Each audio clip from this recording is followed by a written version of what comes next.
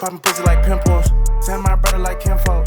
You get spun in the simple. Guys, about the time that I thought I had come the closest I had ever been to death by nearly accidentally killing myself with one of the most toxic substances on Earth.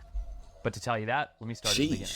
First of all, I absolutely love snakes. This is my pet chocolate rosy boa named Chocolate. Not actually chocolate, it's a real snake, and a beautiful, harmless one that we get here in Southern California all the way down to Southern Baja.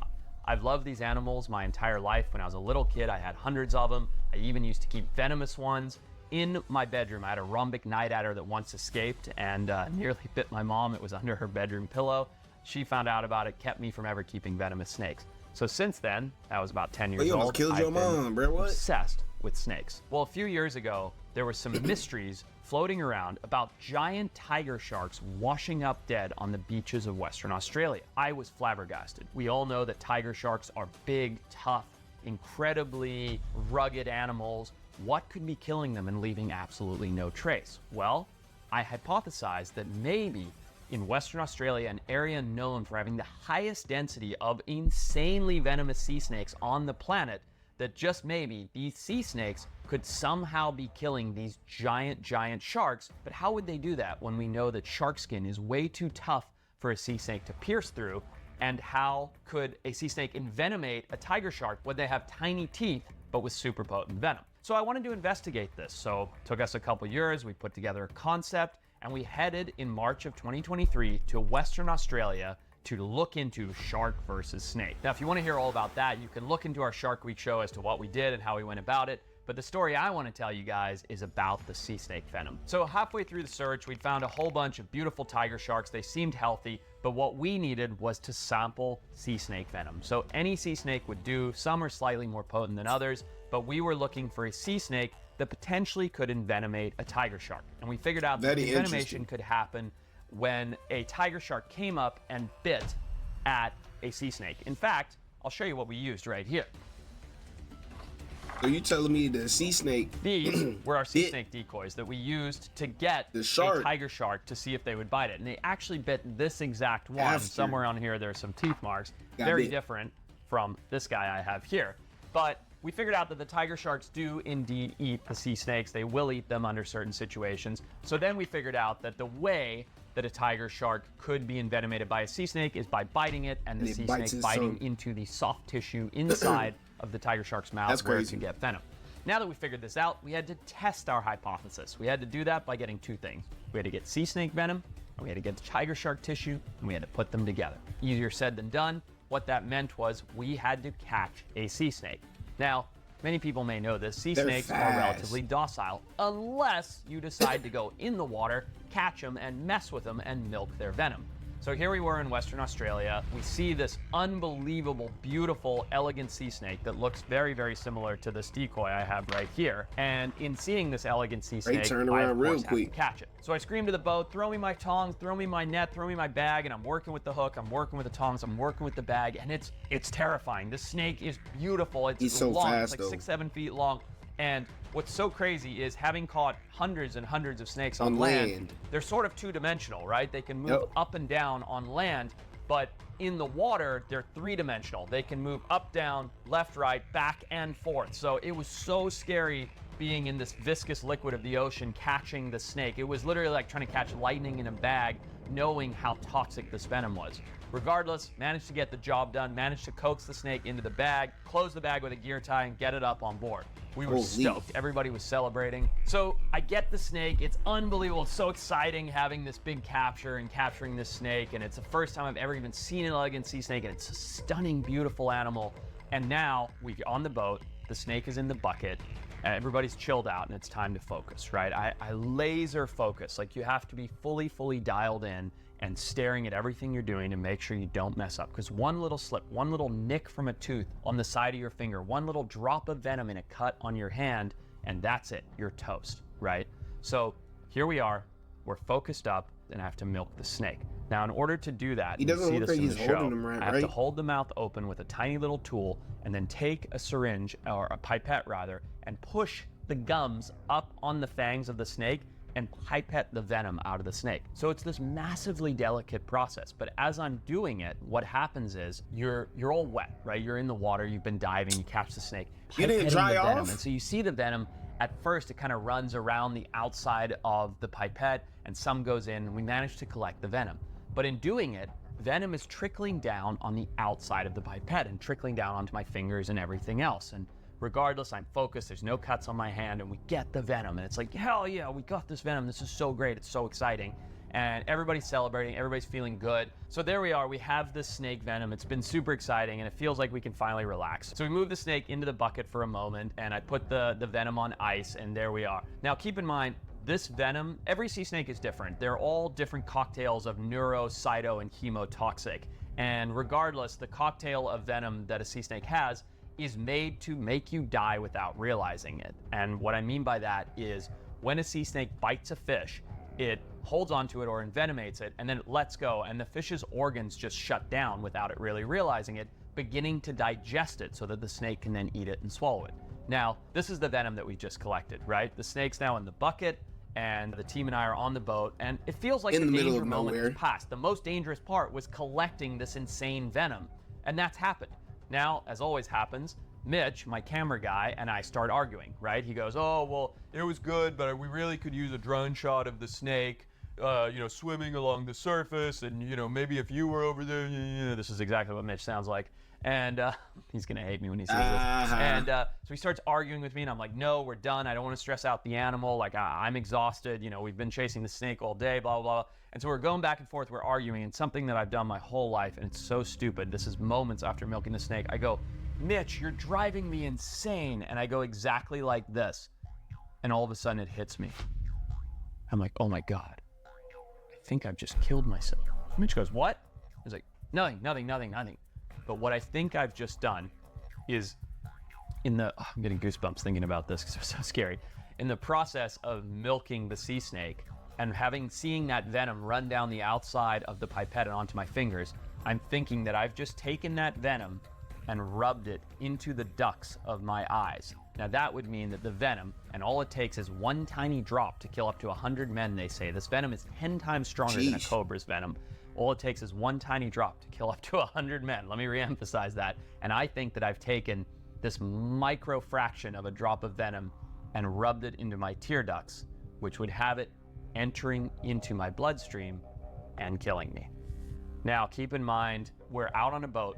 We're 2 hours from a town of 90 people or something like that in Western Australia that is then 3 hours from a hospital. You know what I mean? We're in the middle of nowhere. There's no cell phone service. There's no communications. There's nothing. So I say to myself, I think I've just killed myself. And Mitch goes, what? I go, oh, no, nothing. Because I didn't know how to respond. I didn't know what to panic. And he's like, all right, well, can we get the shot? I was like, I was like in a state of shock at this point. So put the snake in, snake swims away. Everybody's stoked. Everybody's happy. Give me one reason why I should watch you. And we're like, let's head in for the day. It's totally my brother. The end of the day. Now, what I know about I'm a chill guy, you feel me? Sea snake venom, hey, that's my reason right now, bro. I'm a chill dude, man. Come on, These guys are particularly neurotoxic. And we post live reactions on YouTube every single day. 3 videos a day, minimum 2. I'm gonna start to feel lethargic. I might get a little bit of a headache. That's facts, my boy Tommy. My lungs are gonna shut down. My heart's gonna shut down, and I'm going to drop dead. If I've envenomated myself, this is what is going to happen. Hey, buddy. Hey, dude. This story interrupting crazy. Me during my video? Sure, you hold chocolate for a minute. Life isn't always guaranteed, and that's nothing more evident than this story. That's why Fabric by Herbalife is designed by parents for parents to make it easy to plan for and manage your family. I don't know how they trust a snake like that. I ain't gonna lie. The kids' investment account from Fabric. Bro, I would not trust a snake like that, bro. I'm sorry. There are so many tax advantages to doing it. And friends and families can help donate to it, like your birthday. When's your birthday? On October 16th. On October 16th, we're going to contribute to it. It's a smart fella right there. He knows his birthday. That's a smart fella right there. It makes me feel much better about my son's future. The funds can be used for anything. We can use it for tuition, for summer camps, for books, or when he's an adult, he can use it to buy his first home or start a business. What he over here promoting and shit, you know? He buy all just like you. I love animals. Oh, heck yeah. Join the thousands of parents who trust Fabric to help protect their family. Start investing in your child today. Hey, bro, the first step to protecting your family is making sure that they're not holding snakes. Meetfabric.com/forest. Ain't no way. Right, my son ain't holding a snake. See you later, okay? I let him hold a spider or something, but a snake is crazy. I know that snake's probably not venomous, but like, still, it's the principle. That I might have killed myself, and I maybe have about 6 hours to live. Now, there's one person in the entire world that would know whether or not I was going to make it. Somebody who he himself has survived a sea snake envenomation and had a hellish time getting over it. Maybe that's a story from another time where my good buddy, Dr. Brian Fry, took a bite from a sea snake, broke down all of his muscle fibers and his tissues. He was treated immediately, which is why he lived. And even, I think it was 6 months later, when he went for his first swim after being bitten to try and get some physio, he tore both his rotator cuffs completely because his fibers and tendons were so degraded from the sea snake venom he couldn't even rotate his arms. I mean, it was bad. That sounds painful. Such a wonderful man. You go to swim and you do this and just tear both your shoulders? On a plane to meet me to get him the sea snake venom for his testing. So he's in the air. It didn't almost fall off, but the muscles on the inside of his arms tore because of the sea snake venom that he got injected with 6 months prior. That's crazy, bro. The man literally went to do this, and his muscles on the inside tore. So the story's kind of crazy. For his rotator cuff. I know that shit had to hurt, from where we caught the snake to the dock. We're boating back. We've been in the Western Australian sun all day for 12 hours. I've had this shit fire. Forrest Galiante, he be doing some fire shit, bro. That shit do be fire. It's been absolutely insane. That's required laser focus. And of course, I'm getting lethargic, right? The adrenaline is wearing off, or he almost put, or he thought he put sea snake venom in his eye, in his tear duct when he was like, he was talking to one of his guys. That's crazy. Mitch caught me slipping. I think I just killed myself, and then he didn't really hear me because I mumbled it, and so the crew knows nothing. So they're like, they're all stoked and they're celebrating, and I'm like, geez, I'm feeling pretty exhausted. Well, guess what happens next? I start to get a headache. Yeah, it happens, right? You've been in the sun for 12 hours, the beating down Australian sun where the ozone's thinner than it used to be and all that, or the sea snake venom's kicking in. I don't know.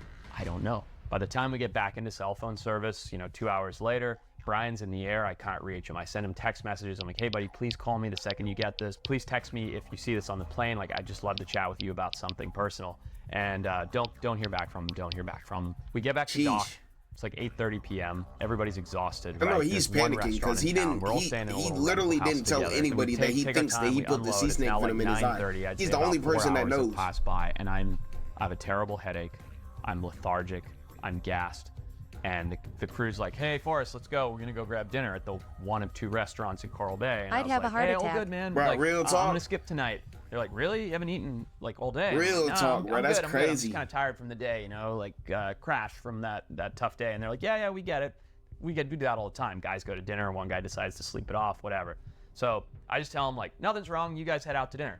So they head out to dinner. Then he's by himself. And I'm sitting there in my room. And I'm by myself. Yep, see? I'm thinking to myself, I'm like, call my wife, tell her what happened, say goodbye. No, that's just gonna worry her. I could try to get to a hospital, but by the time I get there, I'll be dead anyway, so that's not worth it. And then that ruins, the whole crew is gonna be in panic mode. If I talk to the crew about this, everybody's gonna think it's terrible. And what do I do? Decisions. Nothing they can do anyway at this point. Like, the venom's fully in my system, I'm beyond treatment. If I call my wife and tell her, like, goodbye, it's like I'm gonna break her down, she's gonna be miserable, like, what do I do? I was like, all right, well, maybe I'll just call my wife and my son Rhodes and just tell them I love them so much and that they mean the world to me. It's like, well, they know something was up if I did that. Like, I don't do that. That's really suspicious. So I just thought about it, sat on my bed for a few minutes, grabbed a piece of paper, tore it out of my book, grabbed my pen, wrote a note. Dear Jess, love you so much. Dear Rhodes, you're the best. If you get this note ever, then things did not go well, and it's nobody's fault, and definitely not the animal's fault.